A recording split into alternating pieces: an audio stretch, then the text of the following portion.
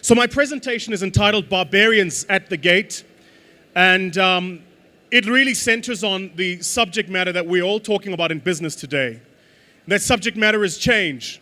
What influences change? What drives change? Why we go through the periods of change that we go through in businesses, and what we as professionals can do about it. I, like many of you here, am a finance professional, technically trained on how to read an income statement and build a balance sheet, but they don't quite teach us on how to work in the real world, where the things that influence our businesses are things we cannot account for on a financial matrix. So if you were Kodak, for instance, you still would have reported a business that was fairly profitable, market share that was fairly strong, except you were profitable in a declining market and you had market share in a dead space. So what we are forced to do in business today is to fundamentally rethink how we've thought about businesses. Without wasting much time, some of you would have recognized me from this show. I believe Shark Tank is now on Mnet. I'm told it's on Sunday. I've not had the opportunity to watch it yet. So an interesting story, they asked me to be on Shark Tank and I said, I can't because I can only be one mythical creature at a time. So I was at Dragon's Den 2 years ago. And let me tell you some lessons from the ground, if I would. So if you watch the show, over 13 weeks, I participated in 6 transactions, a cumulative worth of about 10.1 million rand. I personally invested 4 million rand, and I lost all of it. I mean all of it. So when they said, let's do Shark Tank, I said, for tech. Yeah. This is not tender money. I work for this. But there is a great disconnect in South Africa today. If you live in this beautiful country of ours, one of the things you don't know is that our public education system, to get a matric certificate at a matric level rather, to get your certificate to qualify, in other words, to move into further education, you need a 33.6% in maths literacy. Now, the study done by Umalusi, by the way, tells us that 33.6% in maths literacy is about a 42% in standard grade mathematics, grade 10 level. So just to be clear, if a young black person coming from rural or township South Africa gets a 33% in maths literacy, they will never be able to read an income statement. They'll never be able to construct a balance sheet. They're barely learning the theory of Pythagoras. And in a country of 48% of black African people between the ages of 18 and 36 are unemployed, that's 1 in 2. The government says in a zero growth economy, the fix to the problem is to create entrepreneurs. Fantastic. But where are you going to find them? And so what we've done is we've racialized the conversation about entrepreneurship, but we're not training people to become entrepreneurs. And when they start, and you'll see it again on Shark Tank, I haven't seen it over the episodes, and I'll make the projection here, then I want you to watch as it happens. In Dragon's Den, we did 101 entrepreneurs coming in.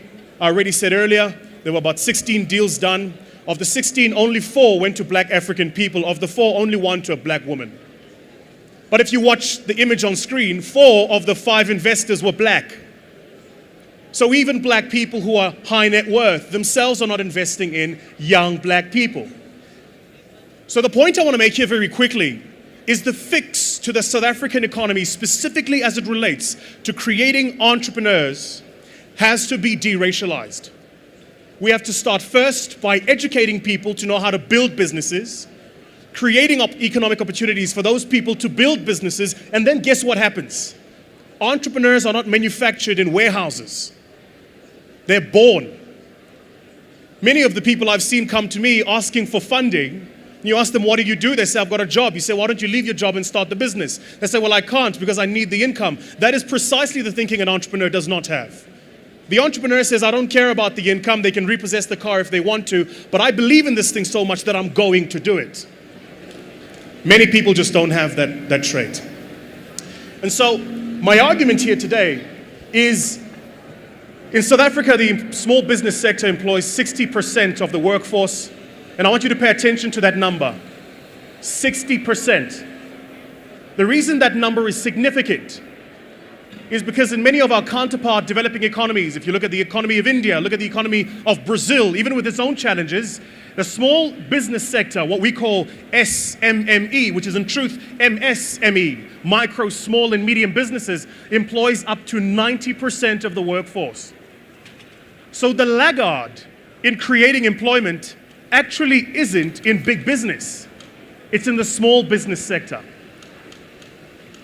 So, I encourage you when you're done, we have two stands. I'm the chairman of two businesses, both are showcasing at the back.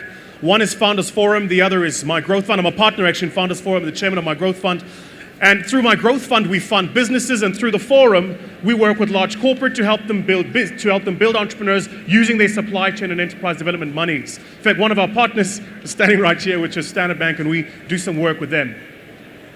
And so the final point I want to make on this thing about entrepreneurship very quickly is, if you are, as I suspect, in fact, as is the case, many of us here are, young and black, you have a very systemic structural challenge against you.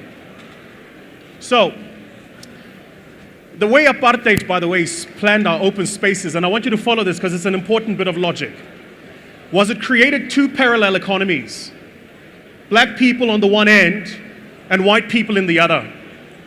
And between the black people living in townships and the white people in the leafy suburbs, next to the white suburbs, they had the CBD. Next to the black area, they had the warehousing area or the industrial sector. That's why next to each and every single township today, bar Alexander, because of the rate of growth of the population of Alexander, there is an industrial area. What you also don't know is that until the year 1996, every single township in South Africa had not more than 2 exits. 2. So the companies you all work in employ predominantly black African people. You tell them they have to be at work at 8 o'clock in their employment contract, and if they're not, it's an offense, and over time you can dismiss them for that offense. They wake up in the morning at 6 o'clock, they leave home, let's imagine by 6:30, and between 6:30 and 7:30 they must come to their place of work. 8 million people live in Soweto. 8 million people. That's 4 times the population of Botswana, excluding the cows. Important distinction. 8 million people coming out of one area using 2 exits. The next time the taxi cuts you off on this road, realize that he drives that way because he had to drive that way for 40 years to build this economy. Until you and I fundamentally restructure this country and this economy, we have no right to moan about the state of it. No right. And what we've done today, and this is an important political point, and I want to take this opportunity to make it, is we have perpetuated the apartheid spatial planning system in developing entrepreneurs. All of you here come from companies that spend money on enterprise development. But you take that money and give it to enterprise development agencies with offices in Sandton and Woodmead and Midrand.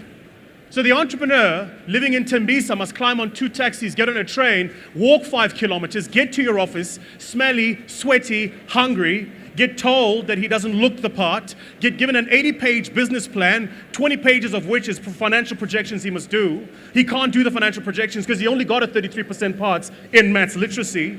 Go back home, complete the business plan, do it incorrectly, and he goes through this process 4 or 5 times before you deem him funding worthy.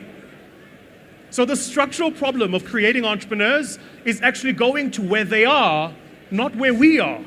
Does that make sense? Funding is not the problem. We have a R500 million fund. I would love to disperse the money. Funding is not the problem. Finding people who are funding worthy is. That's the problem. So I open with this because here's what we're doing. We've set our first one up. You can't quite see it because the image is bad.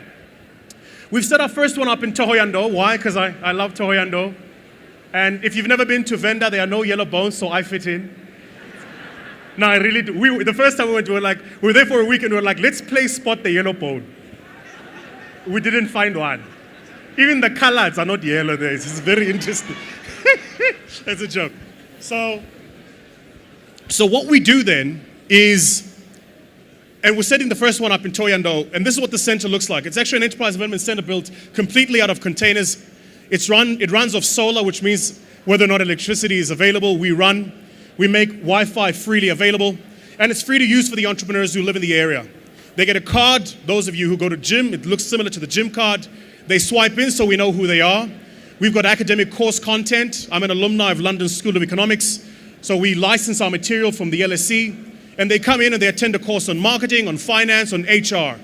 LSE is also donating faculty to us absolutely gratis. Why go all the way to London? Because when we spoke to the education institutions here in South Africa, they took us from meeting to meeting to meeting, and I'm an entrepreneur, so I hate meetings. I want to do things. The guys at LSE received an email, we got into an MOU, and we started executing. And so we're delivering educational content to them. That's the first thing. And the second is we're helping them build business plans which are fundable. And when those business plans are fundable, we help them prototype. And when they've prototyped and have a proven track record, we fund them. That is how we fix the country, in my view. Now, the point I want to make very quickly is all of you here in this room have phenomenal amounts of influence in the corporates in which you work, in the P&Ls in which you drive. And all of us have a responsibility to make sure in our own small corners that we become a part of the solution. Is that fair? That was my introduction. What did you think? It was a nice intro, ne? Yeah, I thought so too. When I did it, I thought this is very fun. So what am I going to do? I'm going to do three things over the next few minutes. The first thing I'm going to do is I will explain the change we're seeing in business. The second thing I will do is I will tell you what to do about it. And the third, and perhaps most important thing I will do, is I will tell you why it is most likely that even though I would have come up here, eloquently shared a message, fantastically designed presentation, you will hear and agree with everything I say. It is most likely you will go back to your places of work and do absolutely zero about it. Why is it that as human beings, even though we know we desperately need to change, we don't? Or as we call it today in management studies, the ANC-NEC syndrome.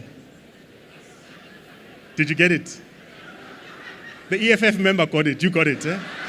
He got it. So why barbarians at the gate? If you ever travel to the city of Rome, and I've had the privilege of going a couple of times to do work, it is said that one day, the great Caesar himself woke up in his room, and his room had a door opening in front of it, the balcony. And if he walked onto the balcony, he had a 180 view of the entire empire of Rome. Rome had 6-meter walls built on it. No one, not in 4,000 years of the strength of the Roman Empire, ever breached those walls. No one. So one day, Caesar wakes up, it's an ordinary day, and he's woken by his servant. And the servant says to him, "Emperor Caesar, the barbarians are calling for you." And the good empire walks out onto the balcony, stands on his balcony, and looks about 400 meters in front of him. And what he sees is the gates of Rome and barbarians marching on his gate. This is important because no one in 4,000 years of Roman history had ever marched on Rome. Marching on Rome would be like declaring war on the United States and the only army you have has AK-47s. You'd have no chance of defeating them. And so Caesar stands, and the words are now immortalized. He stood at the balcony, looked at front, then turned to his servant and said, "I believe this not. Are those barbarians at the gate?" And the servant said, "Yes, Caesar." So what did Caesar do? Well, he did what most CEOs do. He said to his servant, the PA, "Call my generals. Get my CFO, COO, get my head of HR, head of marketing, pull them into a boardroom. We need to talk about this situation." The generals took a while, but they eventually came into Caesar's room, and Caesar said, "So there are barbarians at the gate. What are we going to do?" And the general said, "Well, it's easy. What we need is a strategy meeting. We need to recall the troops. We'll draft a business plan and a business case and then a strategy. Once we're done with that, we'll buy the infantry that we need to fight the actual troops, and then we'll deploy them, and then we'll actually win." And Caesar said, "How long will that take?" They said, "About 2 months." And you'll excuse me, it's not written in history that that's what he said, but I imagine Caesar said, "Are you fucking kidding? Those are barbarians at the gate." So the problem we face in business today is just like Caesar. You and I are facing forces of change that don't need your permission.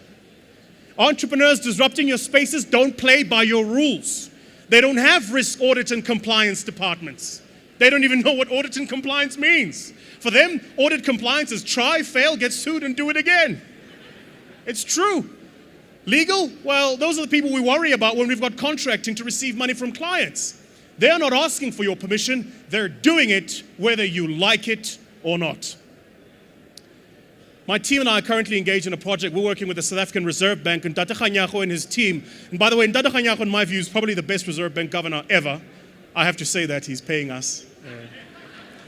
But he's asking himself an interesting question. If you go to your home today or in your office and you input a 50 Rand note, scan it, print it, go to the shop and attempt to use it, they will arrest you because you are by law not allowed to print currency. Yet, cryptocurrencies which exist on IT platforms using blockchain technology are in essence currency. So how does it take a Reserve Bank institution that is 200 years old, knows how to police people in paper money, to know how to police and integrate people on the digital virtual world? How does he face his barbarians at the gate? A quick question. Is this the first time man has ever had to encounter change?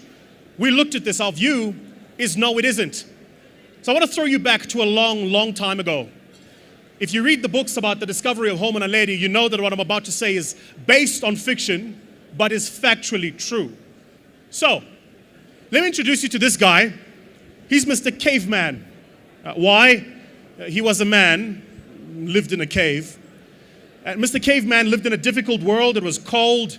The predators that he lived around were much larger and much more powerful than he. The nights were dark and dangerous. One day, Mr. Caveman, ladies, if you don't know, as we men do in our downtime, was sitting with his friend doing what men do. This huge camaraderie stuff we do when we have downtime. Folk on. And they were playing around as he and Mr. Caveman were, and they had two little rocks and they were knocking the rocks together. Knocking the rocks together millions of years ago was today's equivalent of watching a FIFA game or the F1. And as they were knocking the rocks together, something happened. The rock sparked. And his friend said, wait, do that again. And he sparked again. So the friend runs outside, collects some dry grass and some sticks, comes back, knocks the rocks consistently until he discovers fire. Why is fire important? Because fire was the very first time man encountered technology. Technology. Not information technology. The classical definition of the word technology is any time man invents something which makes the material nature of his life better. Innovation is any time he invents the same technology and allows it to function in a more efficient way. That's all it is. You're getting locked in 5-6 year ERP projects, spending hundreds of millions of rands to just invent things that help you function better. That's all you're doing. With the discovery of fire, it meant man could light up the dark nights, warm up the cold winters, but perhaps most important, defeat much, much larger predators. Let's now move on to a couple of years, 100 forward. I have to say, for the purpose of this, make a personal declaration, which is that I am Zulu. You can congratulate me. It's true. I mean, I don't know if you know this, but Zulus believe that there are two tribes in the world. Zulus and everybody else. We believe it. We are the best of the best. If you read about the Battle of Isandlwana, we are told that Inkosi Undabezethu Shaka Zulu himself created perhaps the most formidable force of army ever in the history of armies. Perhaps. After his passing, the great Thembekwayo led 20,000 Zulu warriors over the mountains of the Drakensberg down into the valley to fight only 2,000 British warriors. 20,000 Zulu men, 2,000 British. And as the stories of history are now told, we know that the Zulus won that war, but what we are also know for fact is that they won it by a very small margin. How is it possible that arguably the best trained regiment ever is almost defeated by an army the 10th of its size. It's because the British had superior weaponry. They had better technology. Zulus used spears and assegais. The British used guns and cannons. And so the second time man invented something that made his life materially better was the ability to wage war with somebody much greater distance from you today. This was what happened 200 years ago. Today, the Americans are killing people without even being on their territory using drone technology. Firearms and weaponry. Second time man invents something that changes his life. A long time ago, back in Grimes' day, you met Grime earlier, people lived in a world where there was no electricity. Yeah. And if you would, pay careful attention to this, because I want you to go back to HR and tell them this. In the Industrial Revolution, which preeminates in the United Kingdom, not Great Britain, because it was just Britain. Why did they put great there? I didn't get that. But which emanates in the United Kingdom, people used to work from sun up to sundown.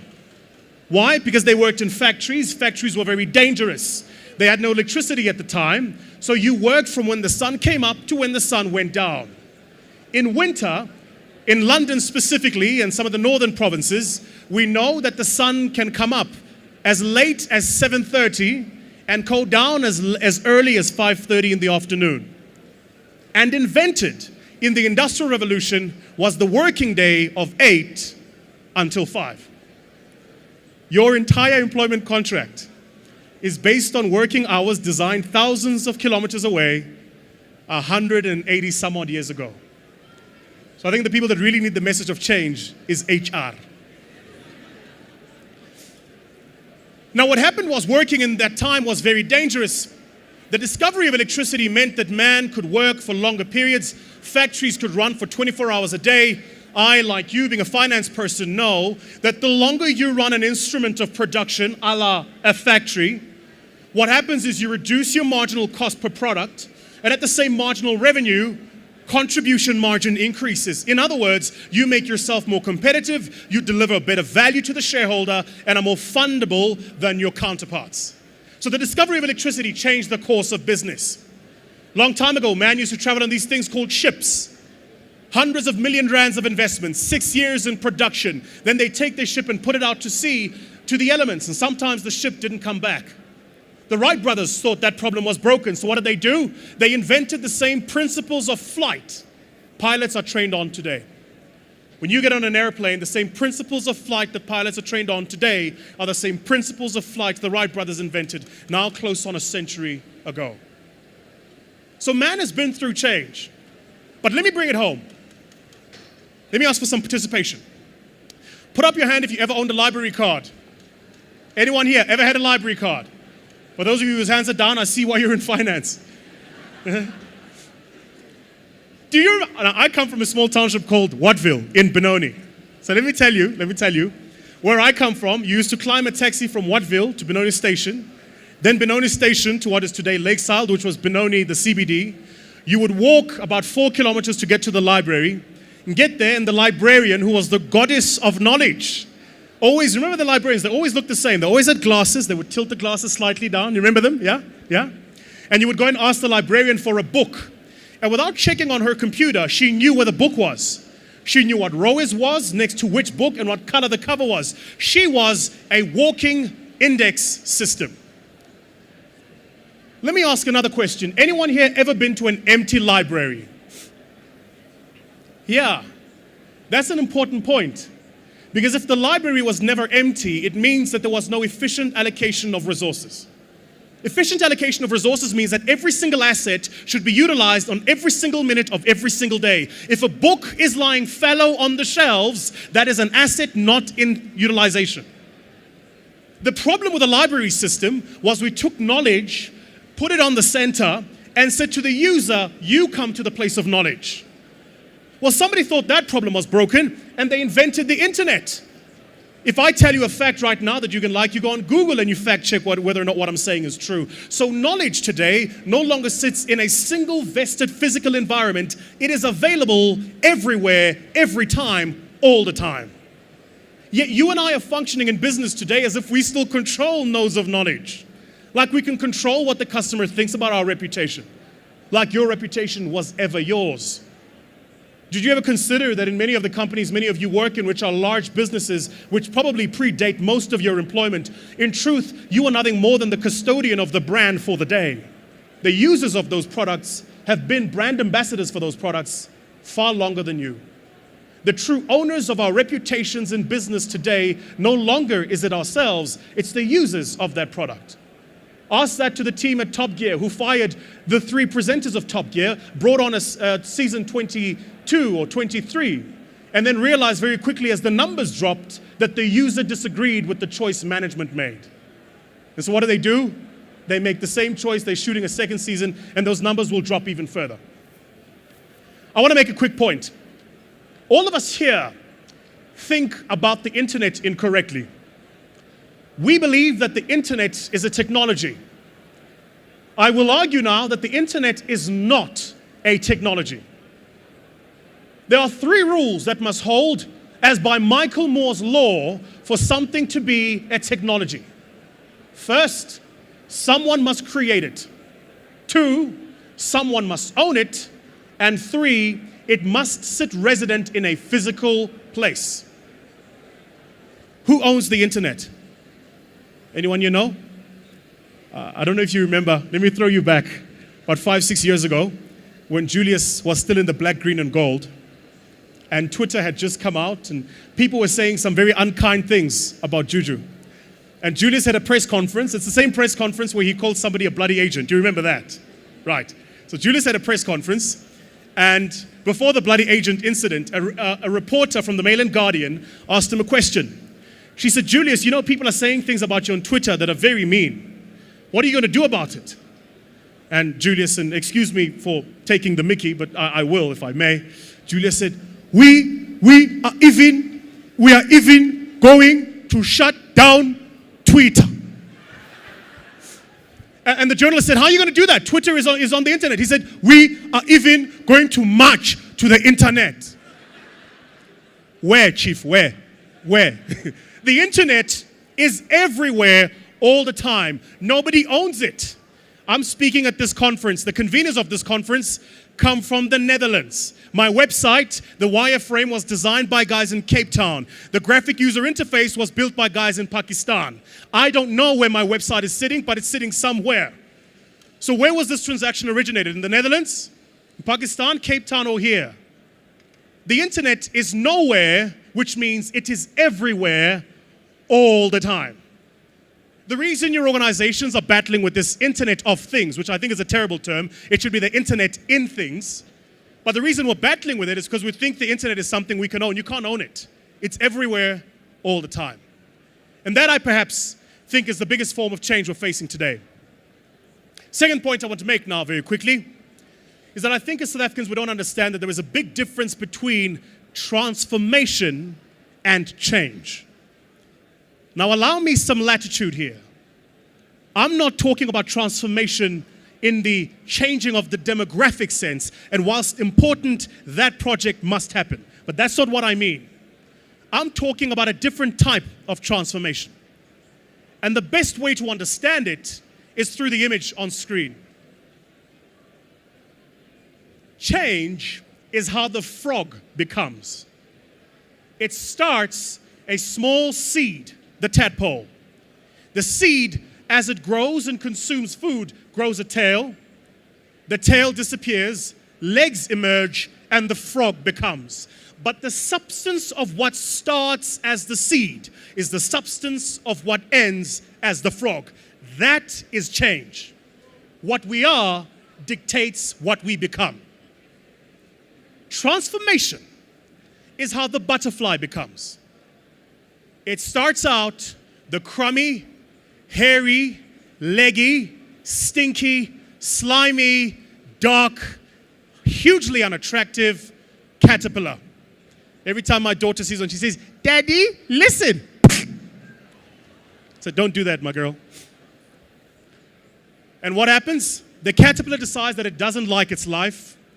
It cocoons itself, incubates, hives off, and when it emerges something that in no way resembles the beginning form, the beautiful butterfly.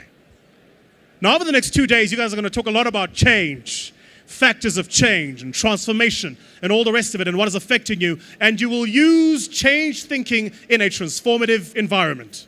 You will think about how do we build frogs when in essence your market is asking you how do you create a butterfly. And this is hard because sometimes it means changing our management structures and it means learning from other organizations. The image on screen is a great organization to learn from. You remember the good people of Nokia? You remember them? You know the history of Nokia? They started out making paper. Nokia started out making paper. They were a paper milling business. And then from paper, they moved into the industrial sector, from industry into agriculture, and they became, as Samsung is today, a large, diversified business. Nokia, by chance, moved into telephony. In fact, Nokia was, in Finland, what telecom is today. They were laying fiber and cabling for the telephony environment. And out of that, they then got into mobile telephony and into the creation of phones. So Nokia had the propensity for change. They could move from industry to industry to industry. But where is Nokia today? It went from good to great to gone. Why? My view, it's quite unkind, but I'll say it, is because Nokia was no longer run by entrepreneurs, was run by managers. People who worried more about pleasing shareholders and maintaining market share and delivering quarter-on-quarter profit than whether or not Nokia was significant in the first place. Did you ever ask yourself why Paul, the CEO of Unilever, doesn't do any more quarterly announcements? He says, why am I reporting to analysts every 3 months? I need to build a business that is here in 100 years' time. And you can't measure significance in short quarterly periods. And yet in business today, even though we know these things, we continue to do them. So very quickly, I've touched on change. I've touched on transformation. I've touched on the journey of man and how he has had to face both forces. Now I want to make on my next point. Over the next 2 days, there will be a lot of talk and conversation about this word disruption. You will talk about it. You will use it. People will have it in their presentations. But very few of us understand when it happens. Working as an entrepreneur, my job is to disrupt. That's what I do. I look for opportunities to disintermediate and create value. So as a firm, we asked ourselves this question. We said, when does disruption occur? And after mountains of data and reading thousands of academic papers published on it, we came to a single conclusion. Disruption occurs when 3 things happen. When you do something cheaper or better or faster than your competitor. Or God help your competitor if you can do all 3. That's all disruption is. All these conversations we're going to have over the next 2 days, all we're trying to figure out is how do we deliver better value, do it quicker, and at a much higher margin, charging lower prices than our competitors. How do we do it cheaper, better, and faster? That's all disruption is. That's all it is. And what it is driven by is understanding that all customers make decisions to buy driven by 3 key resources. Save them time, save them energy, and save them resources. If you save your customers these 3 things and you do it cheaper and better faster, you disrupt. That's all disruption is. So don't get caught in the long, lengthy academic discussions and conversations about how do we disrupt our marketplaces. Understand that this is all disruption is. Now that I've made the point, let me jump on to a second point, which is do also not make the mistake of assuming that your competitors are the people you thought were your competitors and your operating environment are the geographical boundaries to which you are inhibited. Because that is not true. Your competitors today are no longer the people you know, and the geography in which you operate is no longer part of your SWOT analyses or Porter's 5 forces, because the world is converged. And I will use 2 case studies to prove it. Anyone here ever used or heard of Hello Peter? Yeah? Put up your hand if you've ever used Hello Peter. Put up your hand if you've used Hello Peter in the last 5 days. That's what I thought. Peter Cheels, by the way, is a dear friend of mine. He built Hello Peter, great company. What happened to Hello Peter? Well, Hello Peter was essentially a campaign platform. You went and complained about a client or a supplier. You logged your complaint, and Peter had a centralized system through which he rated the complaint and then went to the corporate companies and got them the opportunity to respond to that complaint. That process took anything between 7 and 14 days. Today, if you want to complain, where do you go? You go on Twitter. All companies have Twitter accounts. You complain now, they respond now. What's the cost? 0. Peter was charging corporate companies money to subscribe to the Hello Peter service. Twitter said it's gratis. Do you see it? It happened. Now, and please, the black people here, let's not lie to each other about each other. Okay. Anyone here ever had a yellow pages? Black hands, all of your hands should be up now. All of you. I don't know if you know this too. You know, this is a part of a cultural conversation we've not had in this country. Blacks and whites. White people and black people did not have yellow pages for the same reason. You know where I'm going, eh? The whites had them to actually phone. The blacks, apartheid was rough for us. So, on the 13th of the month, the double ply was finished. And then you remember when you used to do it, the people with the toilet outside, the one used to pull the you see, hey, ANC's been good to us, guys, eh? Look at you now, clever blacks. I'm just kidding. What happened to Yellow Pages? Well, great business by Trudon. It was essentially a classifieds business. Suppliers put their products on Yellow Pages. Customers would use that Yellow Pages. And then Google happened. And all of a sudden, on Google, I could get the information I wanted about a company, up to date, live, all the time. Both of these examples prove disruption doesn't care where you are. It doesn't care what you do. Doesn't care how big you are. It will happen whether you like it or not. Because customers are loyal to themselves. Go tell marketing that customer loyalty is a lie. Read the latest document now, published by the Harvard Business Review. In their latest article, they talk about the fallacy of customer loyalty. All customers, yourselves included, are not loyal. To be loyal would infer that we forgive. When you're loyal, you forgive.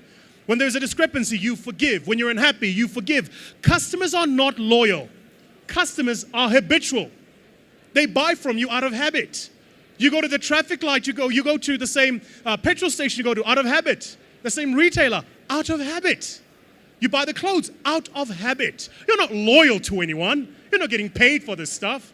They try to rope you in using loyalty points, but the points take 1,000 years to accrue to buy a pack of chappies, so who cares? So this fallacy about customer loyalty must be debunked. So, what holds us back? And then I'll be done. I said to you, I'll tell you the change that happens. I've explained. I've told you why it happens and how to understand it. And I've explained the drivers of that change. Now I'm going to tell you why it is likely you will go back to your businesses and do nothing about it. And that is because all of us in this room are driven by 3 key things. The first is what we know. The second is what we believe. And the third, and I want to spend a moment on this, is this thing we call like for unlike comparison. The last version of a typewriter was better than its contemporary version of a computer. For those of you who don't know, Smith Corona, the world's largest producer of typewriters, got to a point where they made typewriters with word processor. Word processor, the technology used on your computer, was invented by a typewriter company. It's kind of like how Kodak invented digital film. Smith Corona was beginning to make typewriters that were as small as your laptop is today. However, the typewriter was still an old, inferior technology. And so the leaders of Smith Corona compared the typewriter of the day to the computer of the day. They compared an old form of technology in its best form to a new form of technology in its most nascent form. Thousands of business leaders make these mistakes every single day. You compare how fantastic the world was as you have built it rather than how the world is going to be as you need to exist in it. Smart, ne? I know, I thought it was smart. So Smith Corona made the same mistake. They pursued market share, not purpose share. So how do you fit in? Well, simple. Each of you here, I think, need to understand that you're driven by a set of biases and that your problem essentially as an organization is broken. By show of hands, have any of you here ever been to a McDonald's? Come on, don't lie. Sir, your tummy, you definitely been. You live there. Breakfast, lunch, and supper. Now, has anybody here ever been to a Shake Shack? Yeah, 1, 2. People who've traveled internationally will know about Shake Shack. In the United Kingdom, they've got Giraffe. What is the value proposition of McDonald's? 2 words: fast food. McDonald's, over the past 100 years, has built a phenomenal business out of delivering food as fast as possible.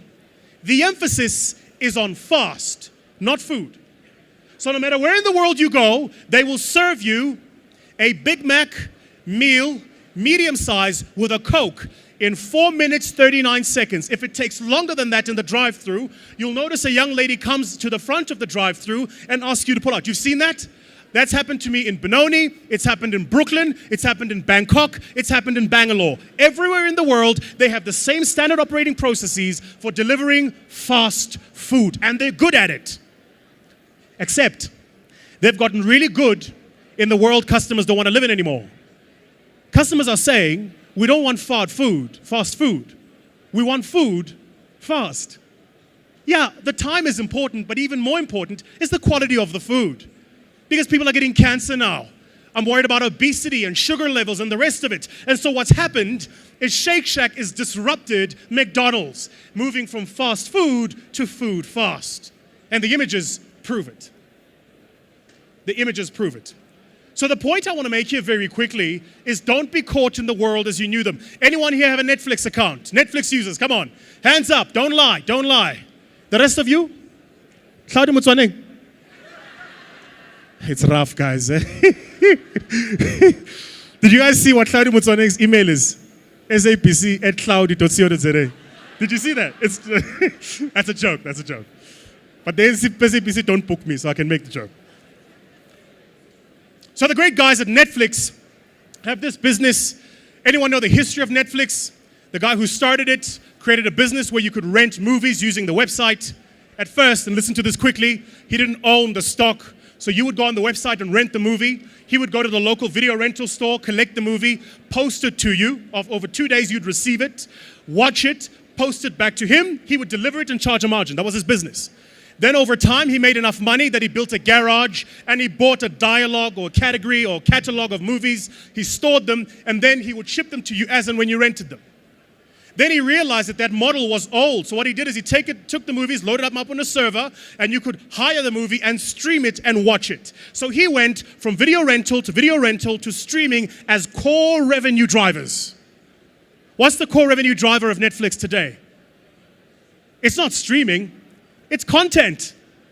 He's now making the series that are being streamed. That's his core business. How do you know? Look at their income statement and their balance sheet. Last year, in a year where they made $750 million EBITDA, he spent $120 million in the production of season 4 of House of Cards alone. Orange is the New Black, and I mean the series, not Donald Trump. He spent $82 million in the production of the last season of Orange is the New Black. So he has cannibalized himself. Video rental, video streaming, content production. Do you see it? He's eating himself up before somebody has to do it.